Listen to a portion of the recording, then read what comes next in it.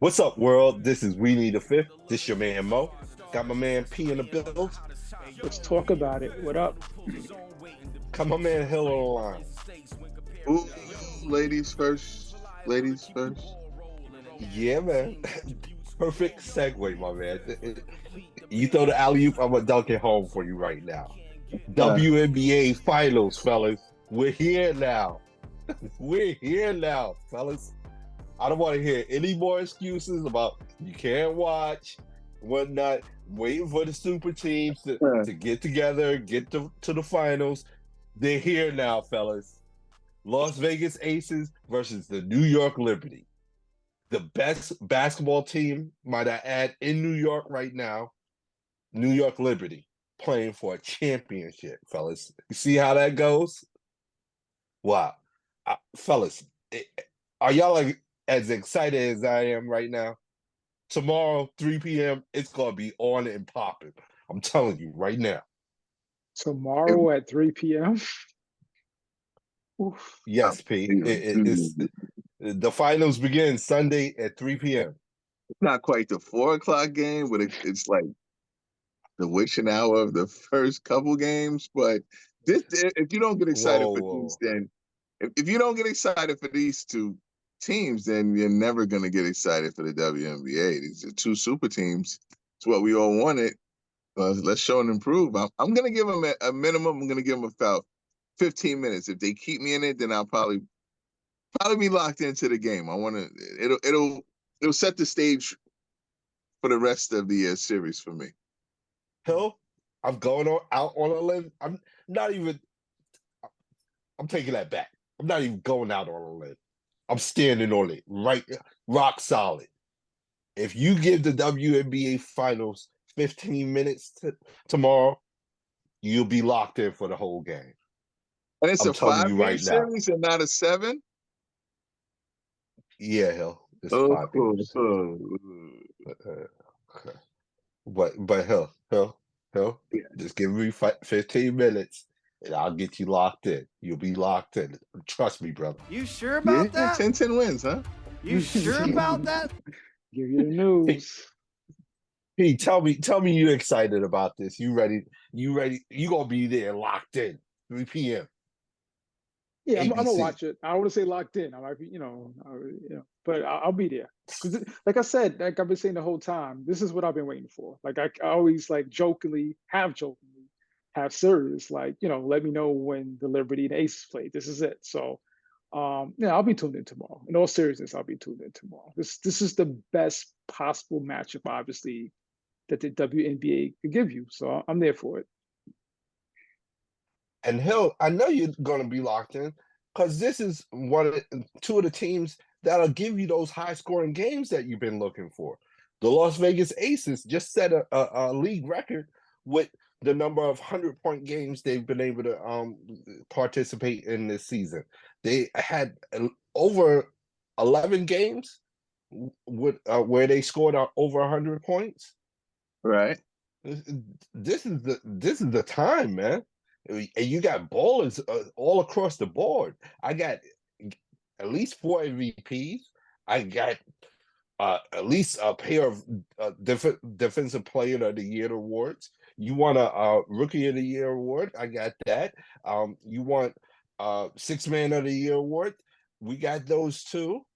Um, plus we got young talent, Jackie Young, balling. Sabrina Ionescu, balling. Versus She Gray. made the And that's you versus Gray.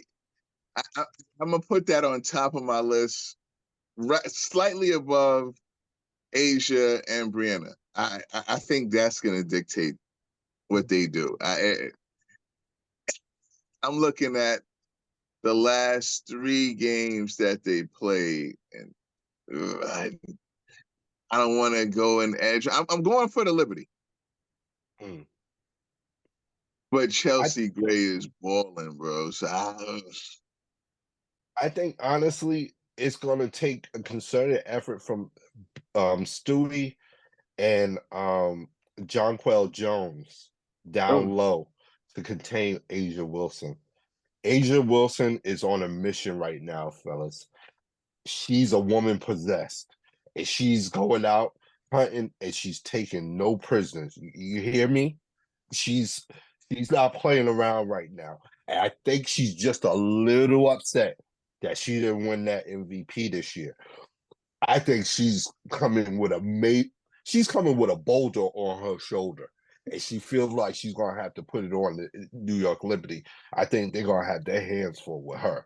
And Jonquel Jones, she's gonna have to step up, especially on the defensive end. She's gonna have to be a presence down low. She's gonna have to be a major factor in protecting the rim and getting those offensive rebounds and second shot opportunities. Yeah, but you give me Plum Southpaw stroking it with Chelsea in the back, opening it up for Asia. This could be a repeat. And you're not even mentioning players like Jackie Young, who's balling out of control. You know, like I said, the Las Vegas Aces, first team in WNBA history to have 4 players averaging at least 15 points a game. They get buckets. That's what they do. And that's 4 players, not counting Candace Parker, who's been injured during that time. I know you're not even adding that. And then you're talking about, I think, the second highest percentage point differential in the championship run, which is 18. So it's a good time to be living in Las Vegas, coupled with, you know, a Stanley Cup championship as well as a WNBA championship. The only thing they got to do right now is get Garoppolo out of there, and then they'll just be sitting pretty in Las Vegas. Yeah. I think New York, it's going to be some heavy lifting. I think their stars have to be stars. I think Stewie, Sabrina, Jonquel Jones,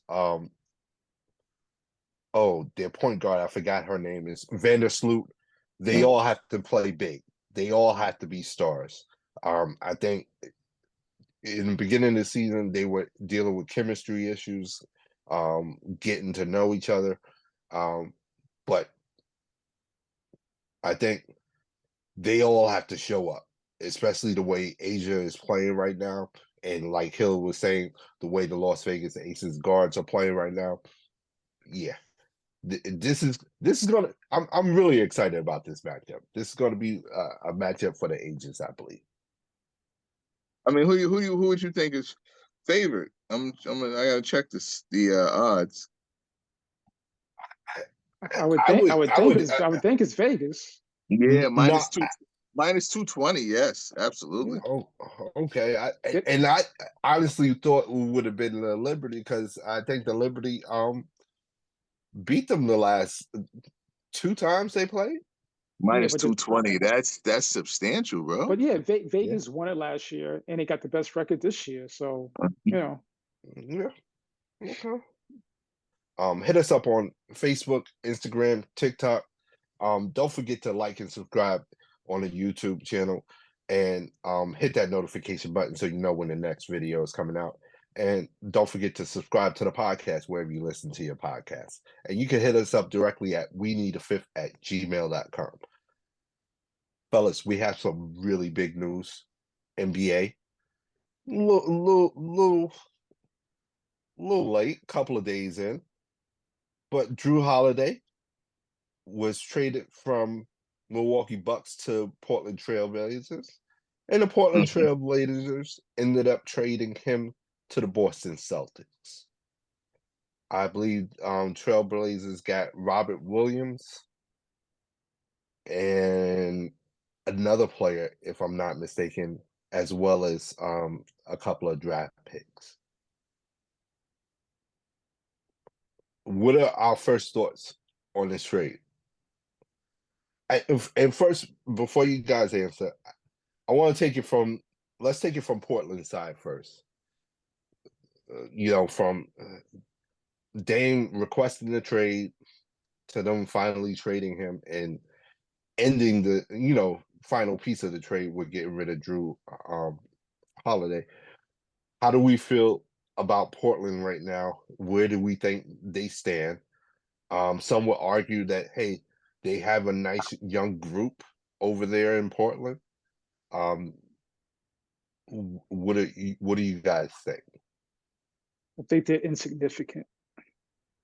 And let them know how you really feel, P.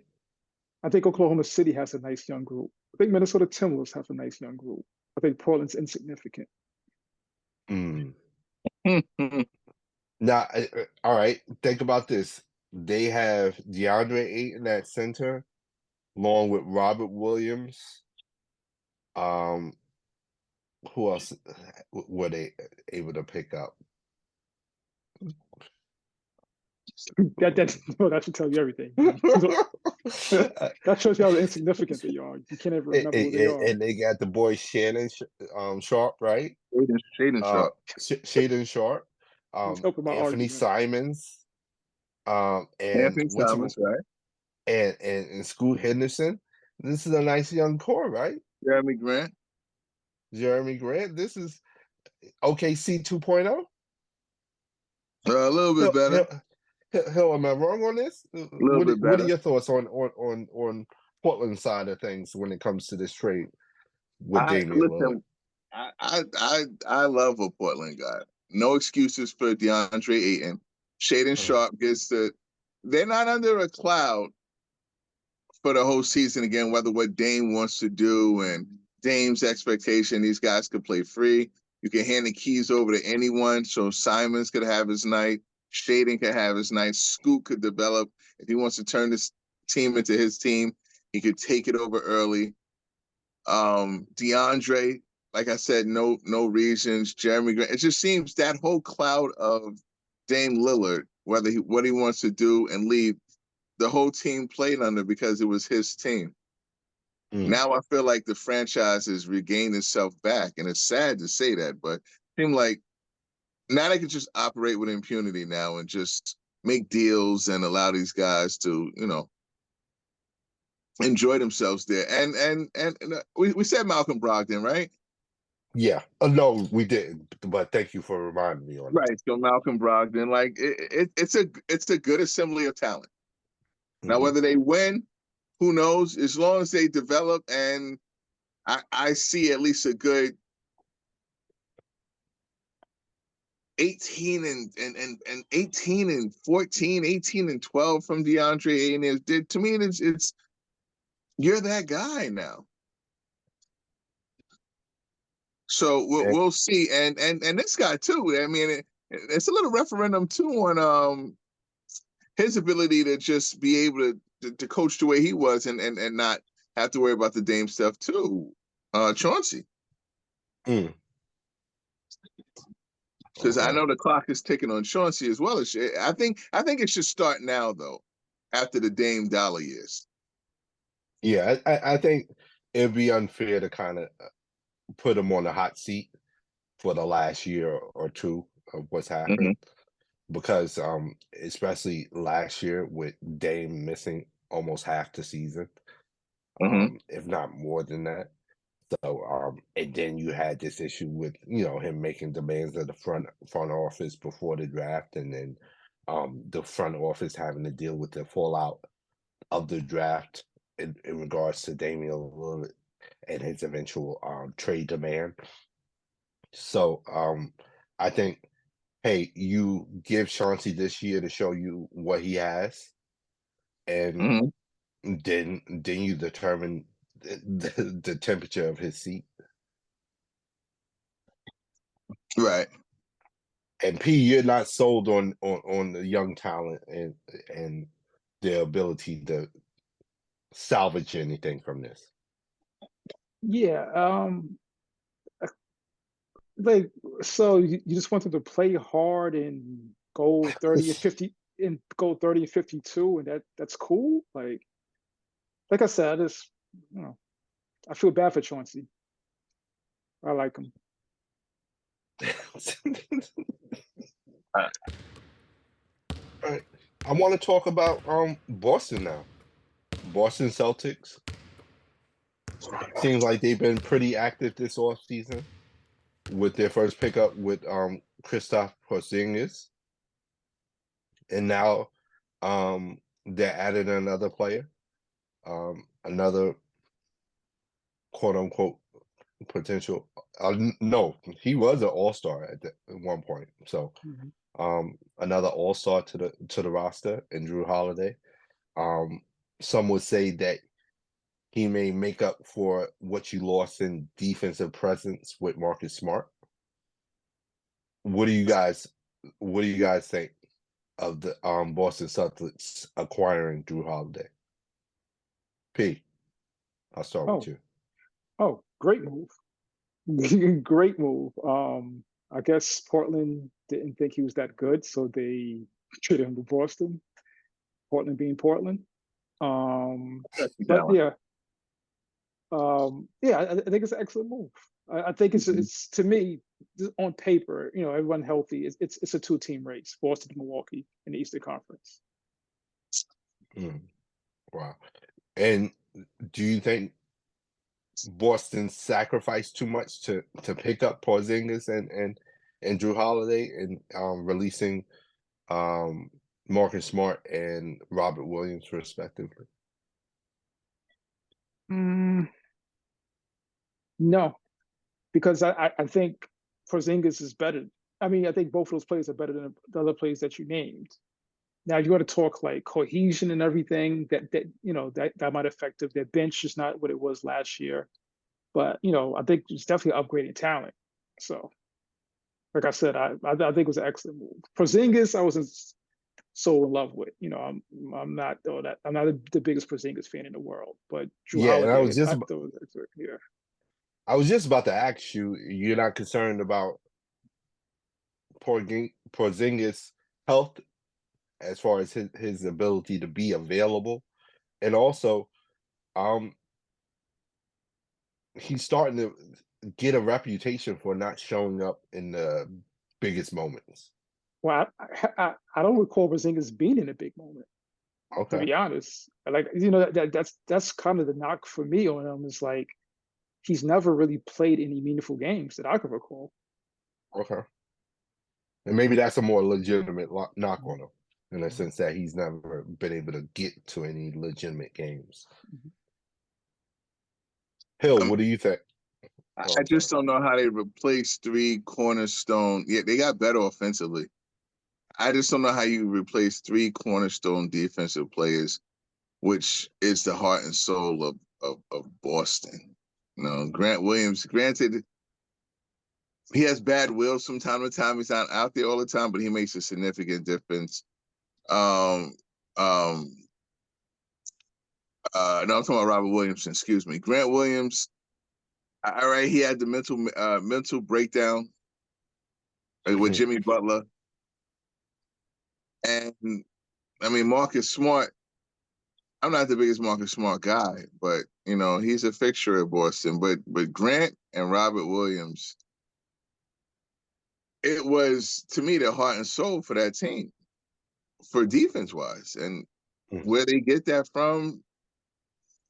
Maybe from a team effort. I guess you're probably saying, they get it from the $800 million stars. Hell, that's where they get it from. You know what I mean? Like, so you shouldn't have to worry about 2 $60 million players when you got $800 million guys. So it's time for them, I guess, to show and improve what they're worth. Jaylen Brown take an extra step forward. But you can't overlook what they lost. I love Jrue Holiday though. Yeah, but I think for me, I regret them losing Robert Williams out of the 3 players that you named. I thought that Grant Williams, you can get over that if you're Boston. You can find a similar player of his ilk and replace him. I thought Robert Williams is a little bit more difficult to replace. Someone that's committed to being a defensive stopper, wonderful on the boards, and committed to being, like I said, a defensive stopper, a defensive presence. Marcus Smart, honestly, I was surprised that they got rid of him, but I understood it. And I thought that, honestly, they might be ahead of the game, ahead of the curve. I thought that as good as Marcus Smart has been, especially on the defensive end for the Celtics, especially with his leaderships abilities and skills that he's demonstrated while with the Boston Celtics. He was trying to be too much of a star instead of a star in his role in Boston. There were too many games, especially important games, where he was getting the last shot. And I have Jason Tatum and Jaylen Brown on the court. No, I thought once I look back on that and think about that, I think Boston got ahead of themselves as far as, hey, nipping a potential problem in the bud. But they had to trade him to get the ball out of his hands? Like, really? You know what I'm saying? That's a coaching standpoint, and that's a star standpoint. There's no way in the world you got a guy going rogue and you got Jason Tatum and Jaylen Brown. Either you're not opening your mouths enough or y'all don't want to take the big shot. Yeah, I agree with Hill on that one. I think we might get into that later on in the show. I think that's now we're questioning, your best players. Are they alphas? Because alpha's not having that. Well, it's not, no way. And I think that Marcus Smart in Boston was getting to a point where he thought he was one of the alphas. Well, that's a problem. That's cool. Thinking it is one thing and another, but the ball and he was acting on those sorts. Even listen, if that's the case, you cannot force your way onto the court. Sit down if that's the case. If you're feeling that way, you're a coach. If he's this much of a player and thinking that he's such an alpha dog, then you sit him down. But nah, I mean, Jalen asked for the ball or Tatum asked for the ball. Period. I don't think they were doing that. Yeah, that's when the coach has to say, "Come, have a seat next to me." Any final words on the Jrue Holiday to the Celtics deal? We called it early. Give yourselves, all of us, some credit, man. We foresaw that move. We thought it would be best. I didn't think they would give up that much. I thought they should try to get Robert Williams and keep him, but negotiations, you're not going to get a good deal unless both of us feel, we both got had. So he had to go for that, and then you let that go. I would have tried to keep him. Yeah, me too. I'm sure they did. Me too. Yeah. P, any last thoughts on that deal with Jrue Holiday? Again, great deal. I expect the Milwaukee-Boston Eastern Conference Final matchup. Hey, guys, hit us up on social media. Let us know what you guys think. Hit us up on Facebook, Instagram, TikTok. Don't forget to hit that like and notification button on YouTube so you know when the next video is coming through. Don't forget to subscribe to the podcast wherever you listen to your podcast. And hit us up directly at weneedafifth@gmail.com. Fellas, was watching the NBA offseason, we've been paying attention to this James Harden 76ers fiasco. And with paying attention to that got me thinking about his former OKC running mate, Russell Westbrook. And also a story with Charles Barkley, where with Russell Westbrook, he's pretty much come out and said that, hey, I'm a great player. I don't need championships to prove that I'm a great player. And Charles Barkley recently read an article where he was subtly blaming LeBron for this current movement of players' greatness being determined by championships, their championship accomplishments. And he felt that it's kind of unfair for players to only be able to be considered great if they won the championships. And I'm seriously paraphrasing. It was more nuanced than what I'm explaining right now, but long story short, that's basically what he was saying. How do we determine greatness for NBA players? And we go into it knowing that there's only, I think, 455 NBA players in the world at a particular time. So they have to have some talent in order just to be in the NBA. But how do we determine those players that have transcended, just average play and gotten into the legendary and epic realm with their talent and their abilities? How do we differentiate the really good players from the great players, the historic players?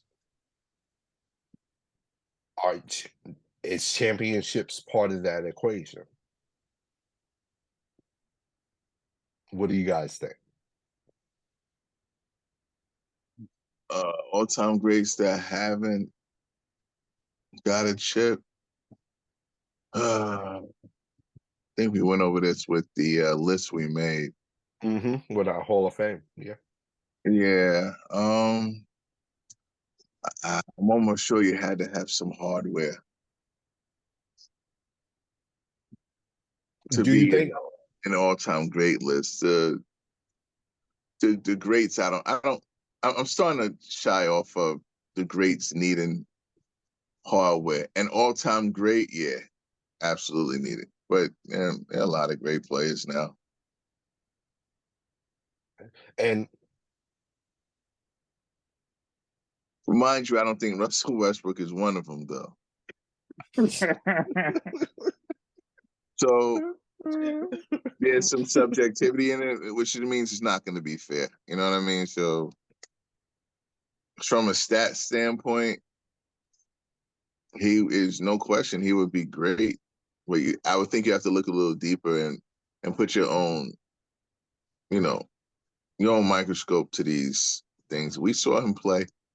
We're able to dictate and tell future generations what it was. Because they'll look at these stats and say, I didn't see him play, but he was that tall and he averaged this much. And I see the players he played around, who'd he play with? You know what I mean? There's some context to these stats. And looking at Charles Barkley to me was a great player. I'll give it up. There's some context in his game for watching him from Philly to Phoenix to Houston. Barkley's a great player. An all-time great, he's not. But I can't take that away from just watching him. Like I'm starting to it's be hypocritical from what a couple weeks ago, but I got Barkley as great. I got Pippen. It's not an all-time great. I got Pippen as a great player. Pippen's a great player. I mean, so I'm starting to loosen the belt a little bit about greatness. I mean, I just don't think that Russell Westbrook to me is a great player. I think Kevin Durant doesn't. Like Kevin Durant to me was a great player. Because if he doesn't make that move to Golden State, I would still felt that Kevin Durant's a great player. Yeah. Having to play with Steph playing and doesn't put, to me, Kevin Durant as an all-time great. I still would have had him as a great player. You know what I'm saying? So there's certain players that are on that cusp that Allen Iverson's a great player to me. You know what I'm saying? Like, Kevin Garnett's a great player to me with the championship. Paul Pierce is not great to me. So, but the context is that I saw their careers. And I guess people will say, you see it through your rose-colored glasses. Pause. What did you see that Paul Pierce wasn't great to you? And I didn't feel Paul Pierce was a great player. And it's like no definition. But I guess other people could see it. It's like Paul Pierce was a great scorer, a really good defender. Now, he wasn't a great scorer either. Wasn't a great scorer either. He was a good scorer. But I'm saying you might have slow down on that defender talk too. But you might have some people say that Paul Pierce is a great player, though. To be fair, Yeah, Yeah, I think people would say that. Right. especially in Boston. And So I I don't know. I think all time greats is where I feel comfortable saying because it's not that many on my list. P, your thoughts? I think he'll make some great points. And I understand where he's coming from, but I just feel like if you don't have a chip, you're really good. I'm still stuck on that. And I feel like historically, going back to what you're saying, paraphrasing Barkley, I think it's always been like that, right? Yeah. I feel that's why most people have Bill Russell or Wilt Chamberlain over Elgin Baylor, right? Elgin Baylor was unbelievable. Just look at his Unreal. numbers, right? Mhm. And to your Mhm. point, Hill, he would be in that Barkley class, right? Like, Right. if going by your philosophy, Elgin Baylor would be great. And I'm not mad at it. I'm not going to sit here and try to knock down Elgin Baylor. Unbelievable player. One of the plays I wish I did see, actually. That being said, though, he didn't beat Bill Russell. So to me, that makes Bill Russell great and him not on that same tier as Bill Russell. You know what I mean? And you can say the same thing for Iverson. I know it's like that would have been like he might even call him the GOAT if he was able to beat Shaq and Oh, Kobe, right? man. Right. But that's the difference though. I consider Shaq and Kobe great. I consider Iverson really good. On and on. Like, I growing up a Jordan fan, and this, that's probably like the only time. This is before I kind of thought the same way. I saw Magic and Bird winning championships in the '80s. We all did. Mhm.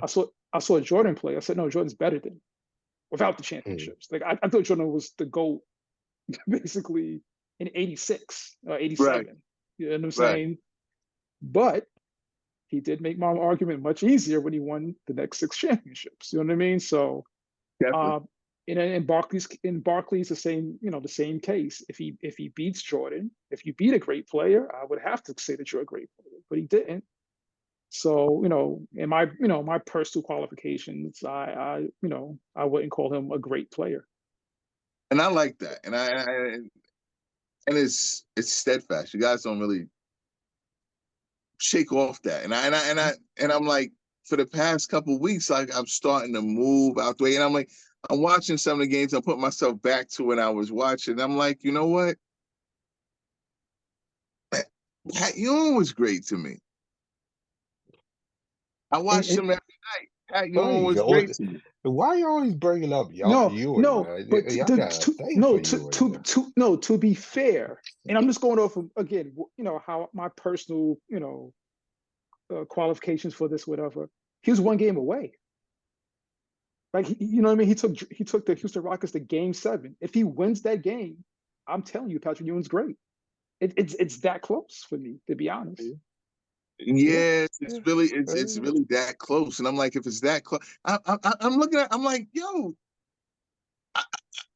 turn on MSG, Yeah. watch him every night. I'm looking at subpar 11 guys next to this guy, Yes.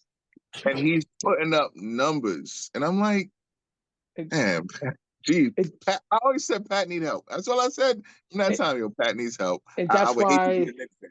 yeah, that's why I'm not mad at it. Like, I saw it. Like I saw it. I don't think he ever had talent. They try to tell me Starks was. No, I didn't think Starks was good.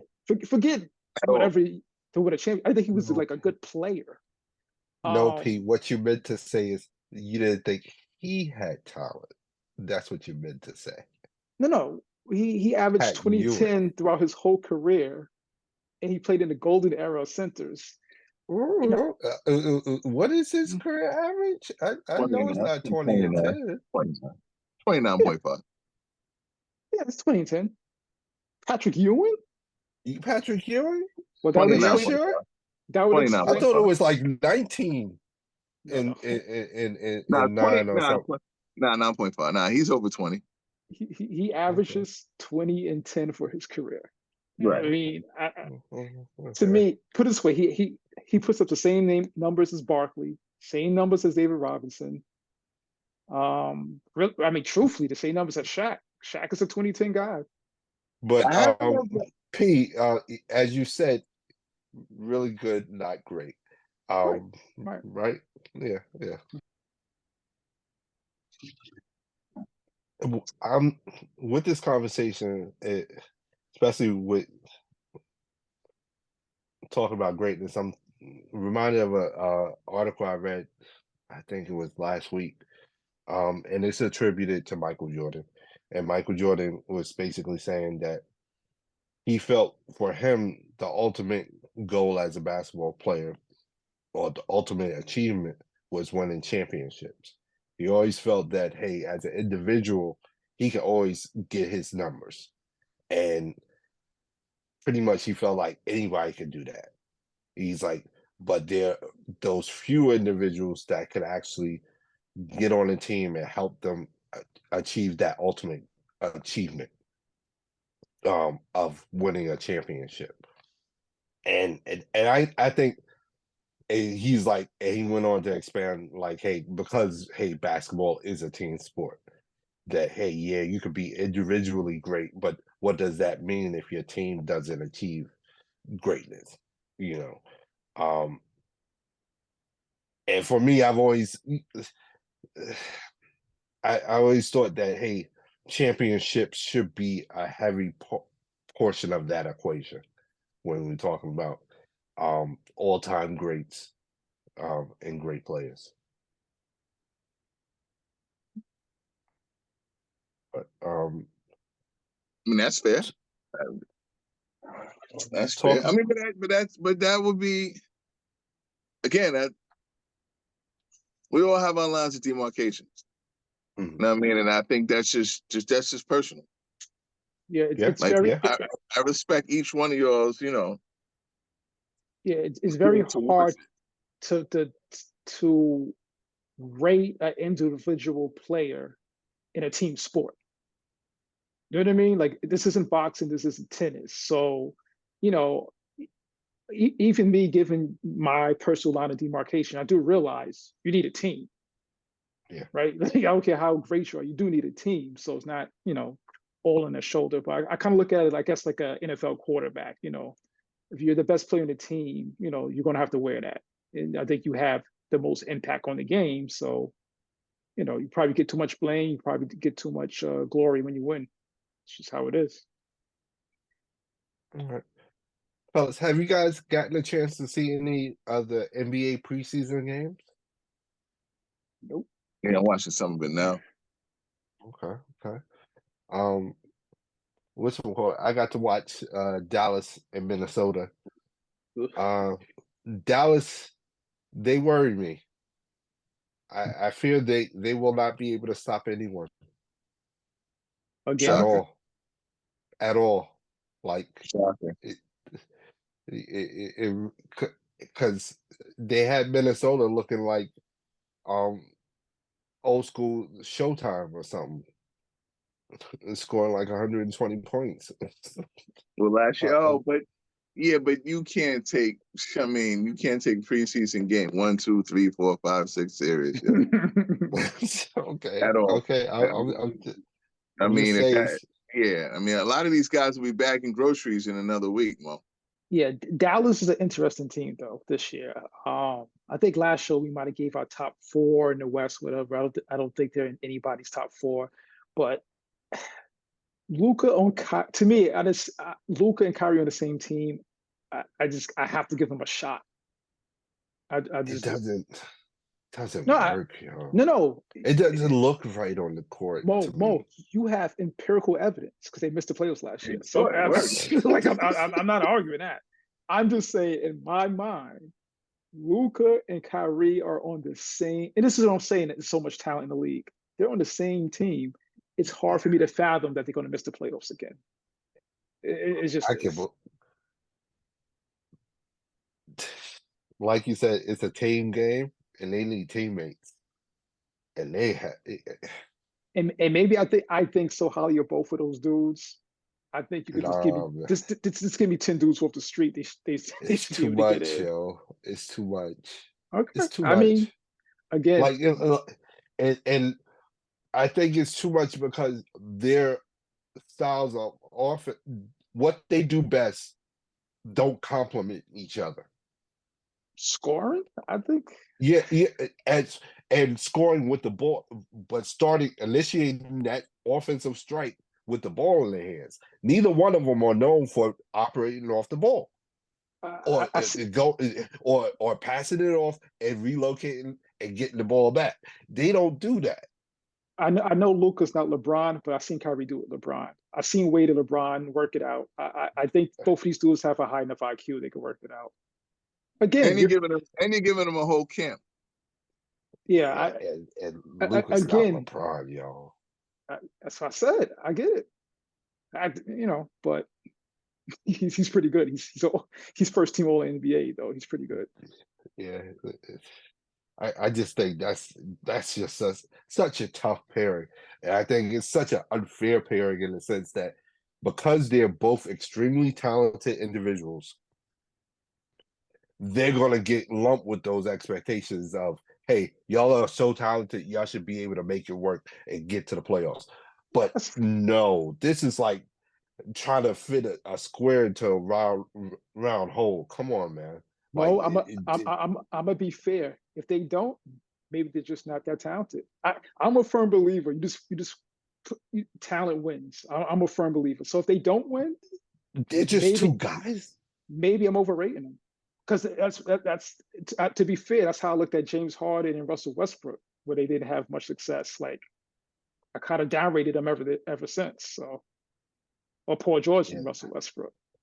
But I think fit matters, man. And some of these GMs, it's like, what are you guys thinking about? No, but I think great players they could figure it out. Like Dwayne, like Wade and LeBron, they're basically the same player, but they figured it out. I think great players figure it out. Maybe these guys aren't great.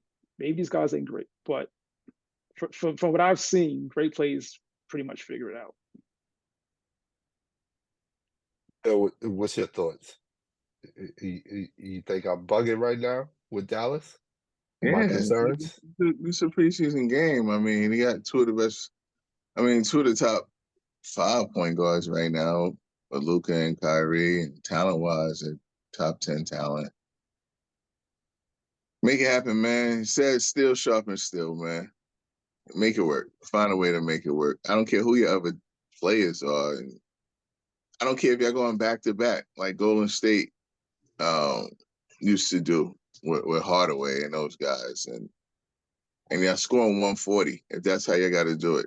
I mean, if Luka was able to, beat Phoenix so handily by himself without Kyrie, make it work. All right, before we get out of here, I want to talk about one last thing with the NBA. We had a couple of prominent players talk about wanting to commit to the 2024 Olympics being held in Paris. Notably, LeBron James, Kevin Durant, and just recently, Joel Embiid confirmed that he will be playing for the United States. Confirmed that with Grant Hill.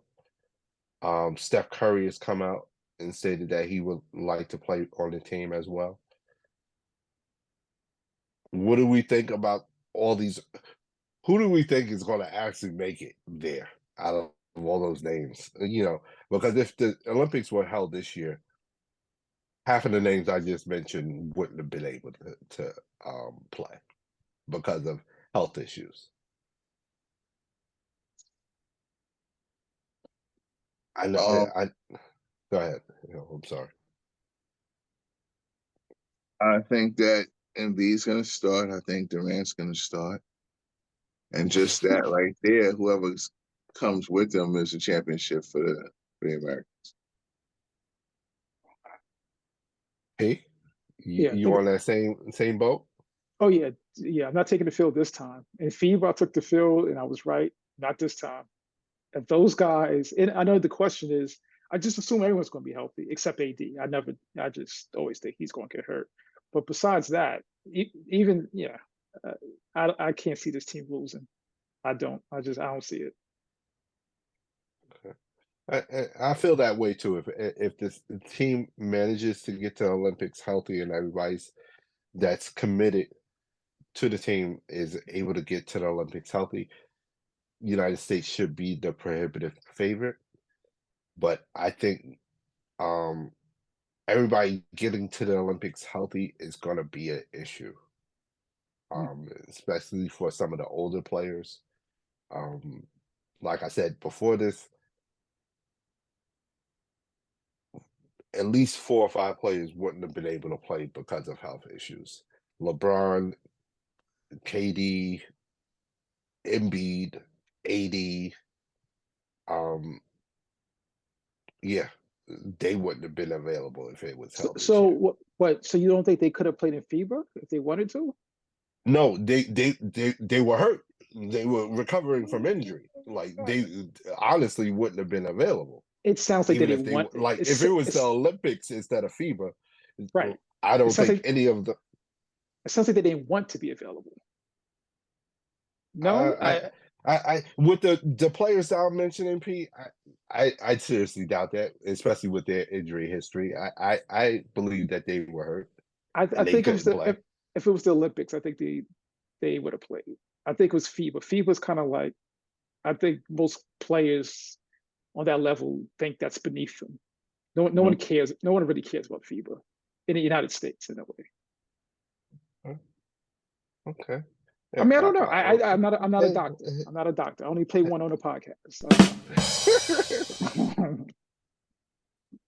Oh man. Are there any players that I haven't named that we think should definitely be invited to the party? I'm gonna put it out there. I think Jimmy Butler and Draymond Green should be invited to the party. I said it. Yep, I did it. I'll make it easy. They probably won't go. Yeah. No, and again, this is what I was saying earlier. It's a lot of talent in the league. There's a like Trae Young is not going to probably even get invited. He shouldn't be. He's not a bad. He shouldn't be. I mean, you can get a lot better guards before you get to Trae Young. You could get some. I won't say a lot, but Murray probably won't get invited. DeRozan, Zach LaVine. You're naming some already. No, I'm saying, but these guys pretty much have no chance. I mean, if you think they're way better than Trae Young, that's fine. But they don't. They're not even on the radar. No, they're not going. Right. Yeah. And I'm just saying that they're pretty good players, though. But like I said, you can get to a lot better guards before you have to get to those names. Well, I don't know. Start that Anthony Edwards had a standout FIBA tournament, and he's not going to get called probably. No, I think he's going to get called back. I don't know. And that's going to be because of his service. You know what I mean? It's not going to be. He wouldn't have if he didn't play in FIBA. Put it that way. If we didn't see him this summer, he wouldn't have got selected. And like I said, to my point, you can get to a lot better guards before you get to those players that you know.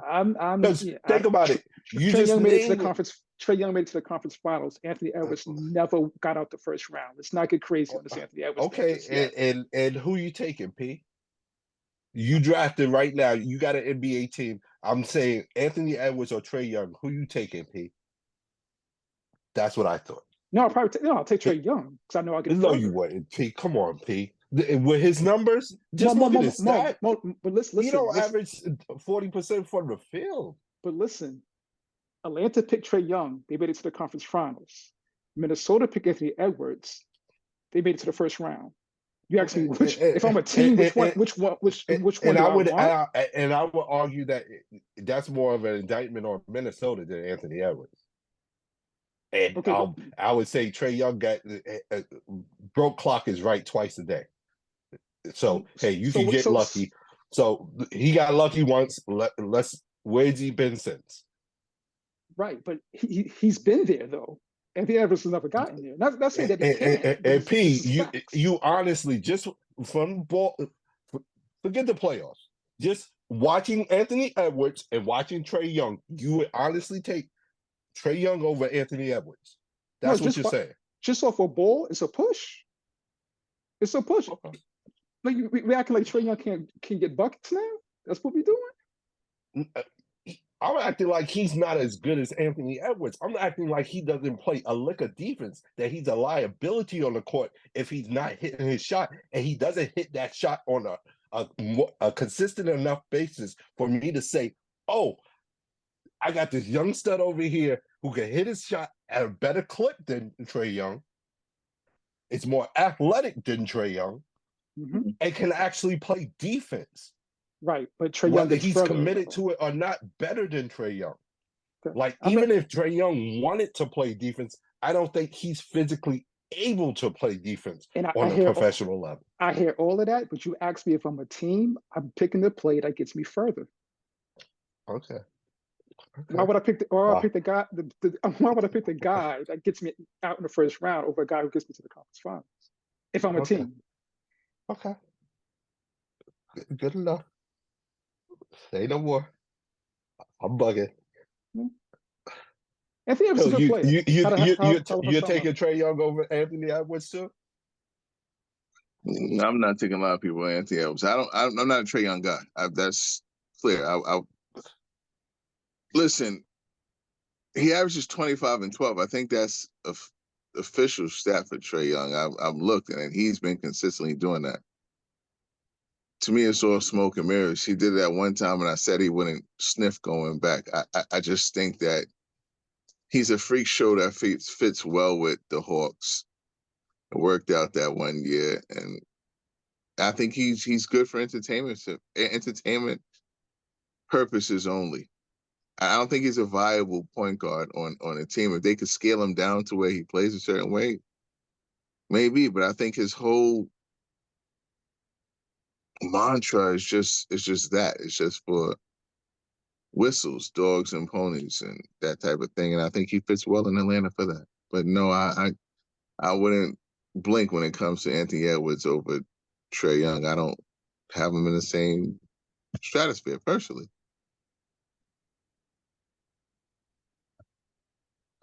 So I mean, but it's just but that's subjective. It's all how you feel. If you look at Trae Young, if you go to Basketball Reference with Trae Young, it'll blow your eyes. His stats, what he's been doing since he's been in this league.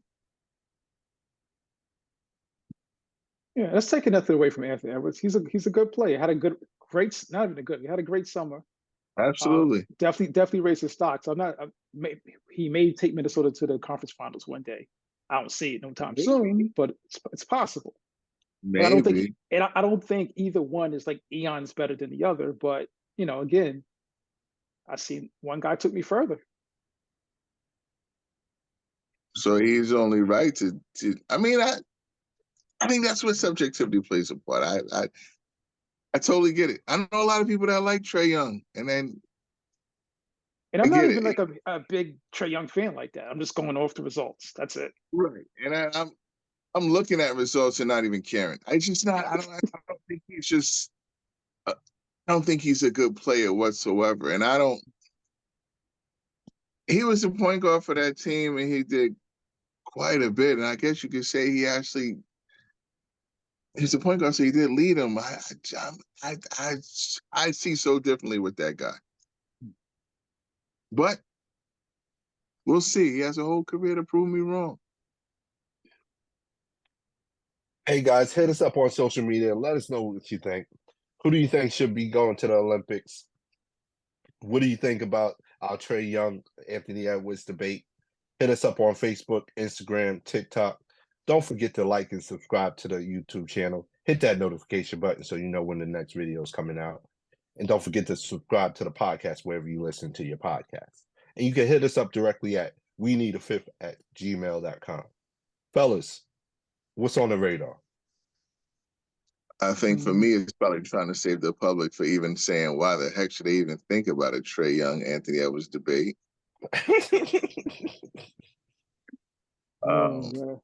They'd probably be like, nah, I can think of other players that I would prefer to do a debate with. Mm-hmm. On the radar is WNBA. Prove me wrong. I mean, come on, yo. Let's go. The only competition tomorrow, they gotta prove me wrong, is You prefer to see Mahomes over Justin Jefferson? Go ahead if you want to do that. Come on, man. You That's what you floats started your off boat. strong. You If started you off think strong. if you think those two players are interested in your mind, Mahomes and Jefferson versus Hey, the WNBA, go figure. Hill, you started off strong. Why you gonna end off weak Yeah, I'm like just that, man? saying. Come on, man. Come on, man. Advantage. WNBA, man. I think that's a primetime 4:00 game. If you think Justin Jefferson's good or this guy named Mahomes is Hey, decent, then you might Hill. want to watch. P, what's on your radar, man? What's on your radar, man? Talk to the people. Really, man, this NBA season. I mean, obviously, if we're doing Trey Young, Anthony Edwards comparisons, we're really looking forward. We need something else to talk about, and yeah, I can't wait for the NBA season. I think this is going to be one of the best seasons we've seen in a while. So that's on my radar.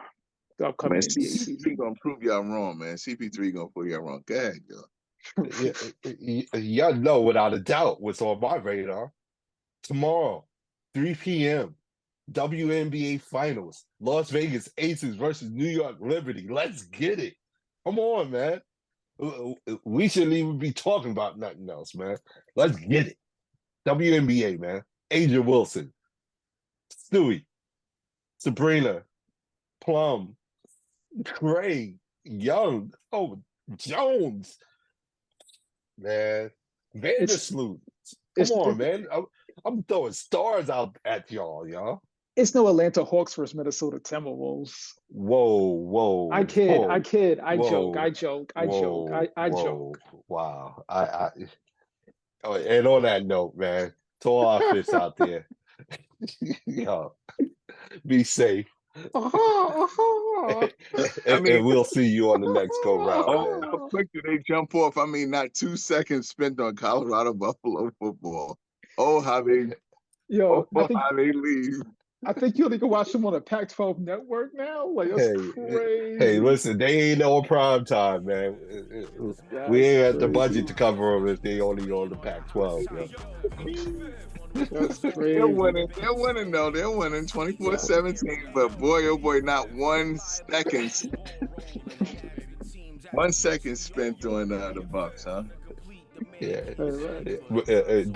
you can thank Pat Ewing for that. You used up all Dion's time with that Pat Ewing talk. No proverbial gun was put to any of our heads not to bring up Colorado. It could have came out. Yeah, we dissed them this week. We definitely did, though.